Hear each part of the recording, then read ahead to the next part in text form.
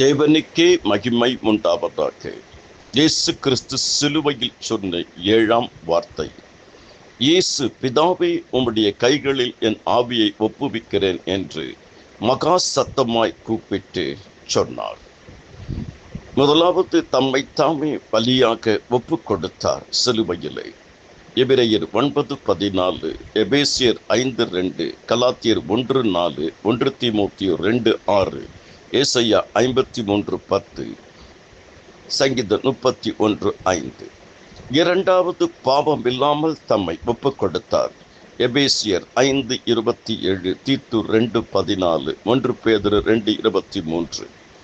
மூன்றாவது பாதுகாப்பாய் தம்மை ஒப்புக் கொடுத்தார். யோவான் 10:17-18, யோவான் 10:29, 2 தீமோத்தேயு 1:12. கர்த்தருக்குள் அருமையானவர்களை, நாம் கர்த்தரிடத்தில் ஒப்புவிக்க வேண்டும்.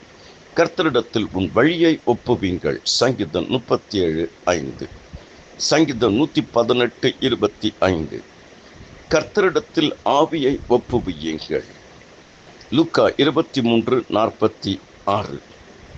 கர்த்தரிடத்தில் செய்கைகளை ஒப்புவியுங்கள். நீதிமொழிகள் 16:3.